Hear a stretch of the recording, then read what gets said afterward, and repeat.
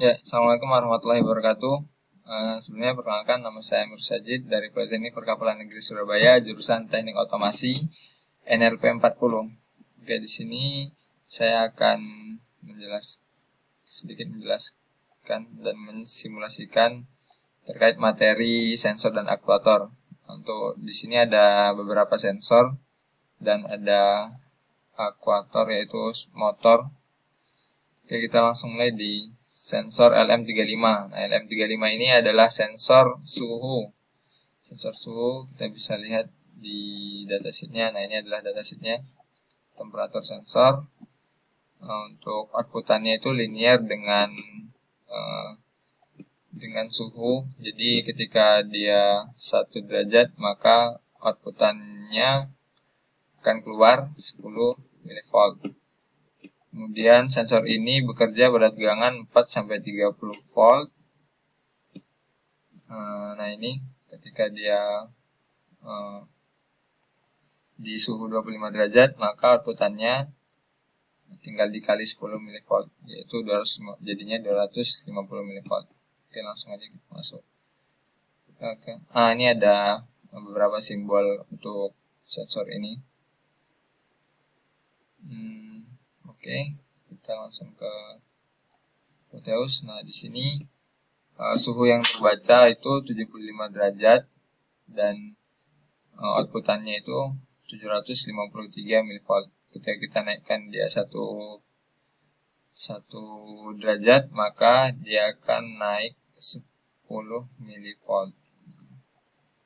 Jadi kalau dia 80 derajat Celcius, maka di sini adalah 800 mV. Oke, untuk yang sensor PTC itu dia ini juga temperatur sensor.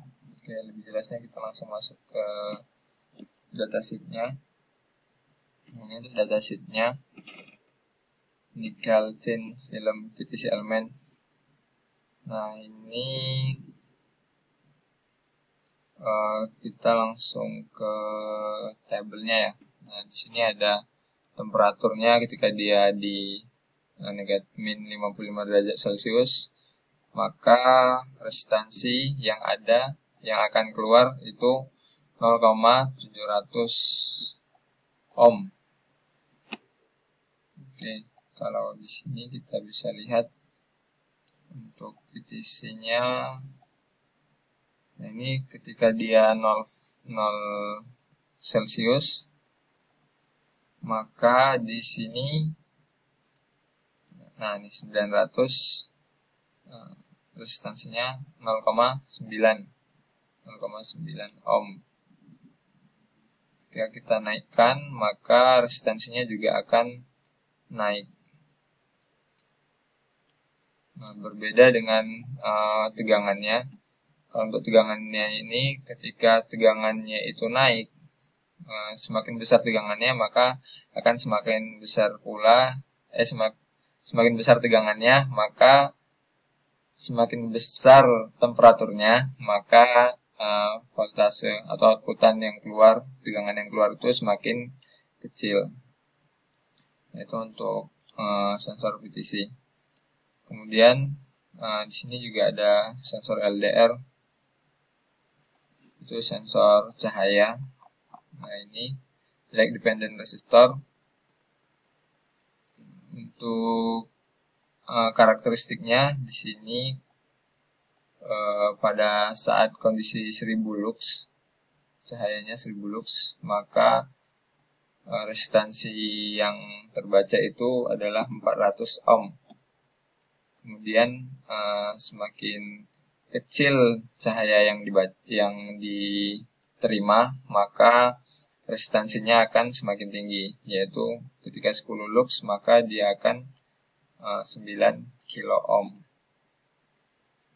Nah, kemudian untuk operating temperaturnya itu bisa minimal di negatif 60 derajat Celcius dan maksimal di 75 derajat Celcius. Oke. Langsung kita masuk ke sini. Jadi semakin tinggi cahaya yang masuk, maka semakin tinggi tegangan yang dibaca. Nah, untuk resistansinya, semakin tinggi cahaya yang diterima, maka semakin rendah resistansinya.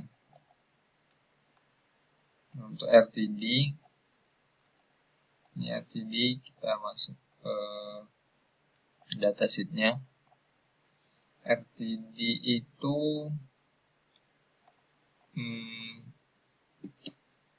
sensor resistan juga.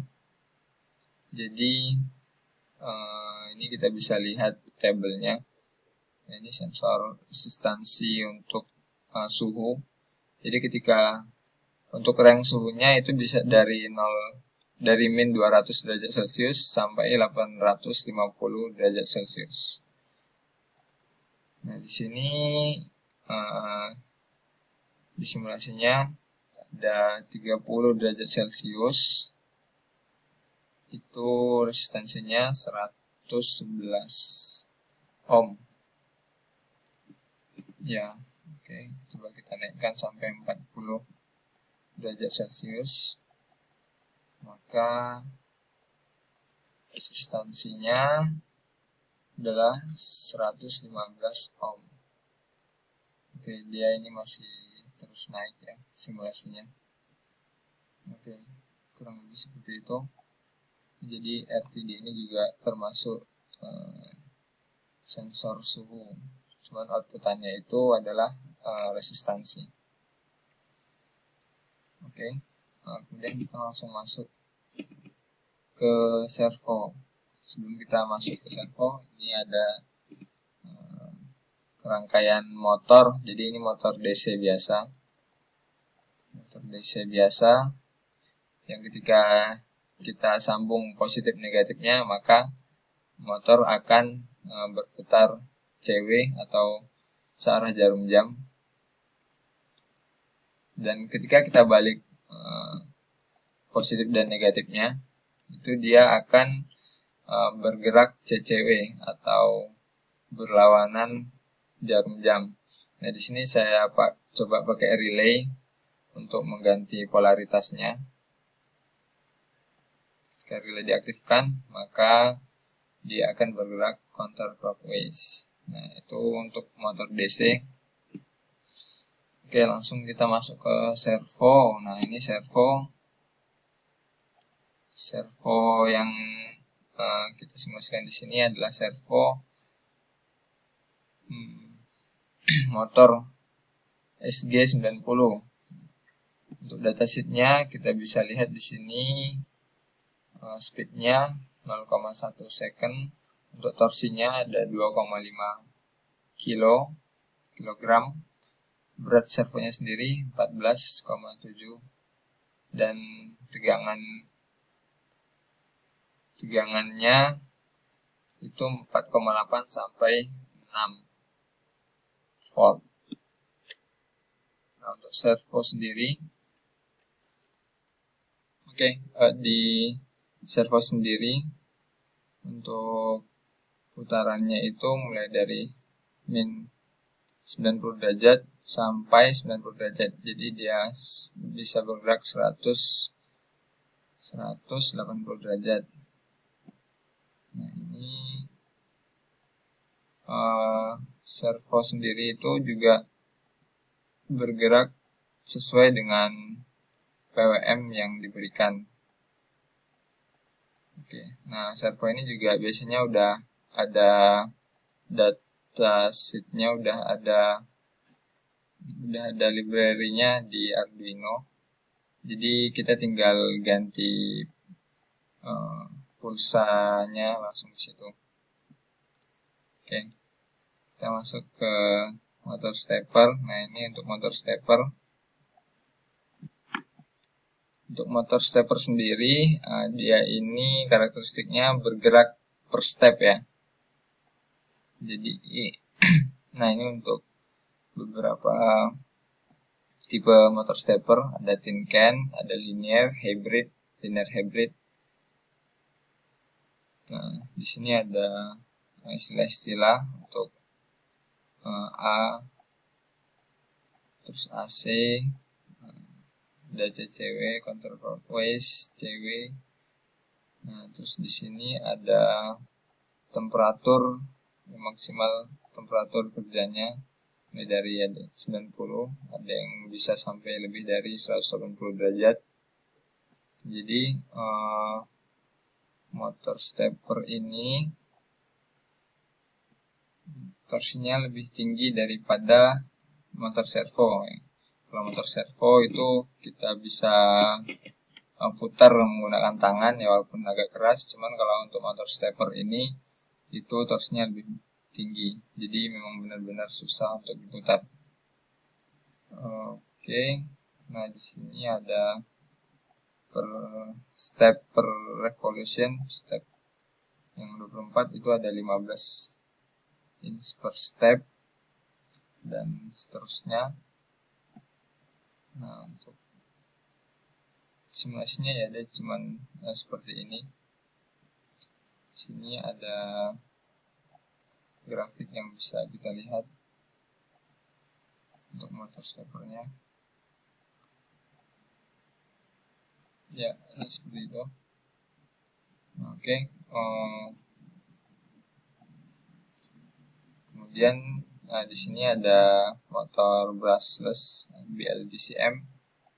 Jadi motor brushless ini bekerja menggunakan inverter ya, menggunakan inverter 3 fasa. Jadi dia ini berputar dengan menggunakan magnet yang diaktifkan dan dimatikan melalui inverter ini yang menyala dan mati secara bergantian. Kita bisa lihat dia hidup matinya di sini. Nah, untuk grafik yang dihasilkan itu seperti ini. Jadi ini ada grafik hijau, biru, merah. Nah, jadi ketika hijau menyala sampai setengah ini, kemudian biru menyala, terus hijau mati. Jadi dia nyala matinya bergantian. Kita bisa lihat. Nah, ini motor ini yang biasa digunakan untuk kapal untuk lomba-lomba ya, biasanya kalau di MRC. Oke, mungkin sekian itu saja dari saya. Mohon maaf jika ada kekurangan. Assalamualaikum warahmatullahi wabarakatuh.